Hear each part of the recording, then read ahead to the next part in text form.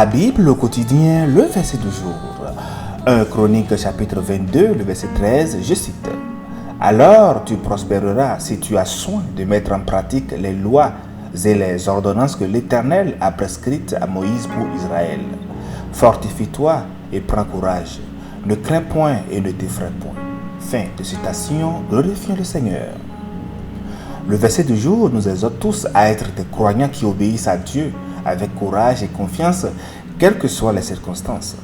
Bien-aimés dans le Seigneur, au début de ce chapitre, le chapitre 22 de 1er Chronique, nous voyons le roi David préparer les fondations pour la construction du temple de Dieu. Cependant, en raison des guerres qu'il a menées, Dieu ne lui a pas permis de construire le temple lui-même. À la place, il a choisi son fils Salomon pour cette tâche. Nous voyons dans le récit que David a rassemblé des matériaux précieux et des ressources pour le temple, montrant ainsi son désir de glorifier Dieu à travers cet acte de culte. Le verset du jour intervient comme une exhortation de David à Salomon en prévision de cette grande entreprise. Que veut dire le texte du jour? Le choix du mot « alors » qui est un terme de transition au début du verset suggère que la condition préalable à la réussite que David va énoncer est liée à ce qui a été discuté précédemment dans le chapitre. Dans ce cas, il fait référence, David bien sûr, à l'importance de l'obéissance aux lois et aux ordonnances divines pour Israël, telle la prière qu'il a faite pour Salomon dans le verset 12, je cite, « Veuille seulement l'Éternel t'accorder de la sagesse et de l'intelligence et te faire régner sur Israël dans l'observation de la loi de l'Éternel, ton Dieu. » Ainsi, le terme « alors tu réussiras » ou dans d'autres versions de la Bible « alors tu prospéreras » met en avant l'idée que le succès n'est pas un fruit du hasard, mais découle d'une action spécifique. Cette action est clairement définie. Si tu as soin de mettre en pratique les lois et les ordonnances que l'Éternel a prescrites à Moïse pour Israël. Ici, la mise en pratique des lois de Dieu est présentée comme un critère fondamental pour la réussite. L'obéissance à la volonté divine est donc au cœur de la prospérité et de l'accomplissement. Ensuite, les expressions « fortifie-toi » et « prends courage » qu'on a vu dans le verset soulignent la nécessité d'une force intérieure et d'une audace.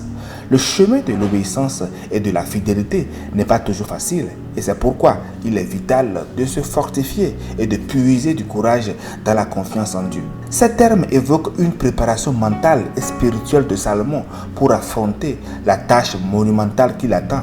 Et vous savez, la tâche, c'est la construction évidemment du temple de Dieu. La construction du temple n'est pas simplement un projet architectural, c'est aussi un acte d'adoration envers Dieu. Et le verset se termine par l'encouragement. Ah, ne crains point et ne t'effraie point. Cette double négation renforce le message de courage et de confiance. En apparence, la construction du temple pourrait sembler être une entreprise intimidante et imposante.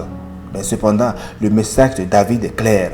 La peur ne doit pas être le moteur de l'action. Plutôt que d'être motivé par la crainte, Salomon devrait être guidé par la confiance en Dieu. Cher ami, que signifie le texte? Le texte signifie simplement que l'obéissance authentique à Dieu implique de surmonter la peur et de puiser dans la force que Dieu nous donne. Cela implique aux défis de la vie spirituelle et aux appels de Dieu pour accomplir des tâches significatives. Notre confiance en Dieu, cher ami, doit surpasser toute peur que les circonstances pourraient engendrer pour nous.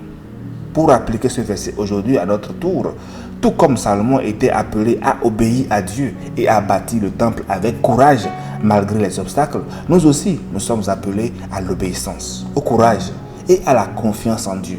La confiance. Nous devons nous fortifier en sa parole, prendre courage dans les moments difficiles et rejeter complètement la peur.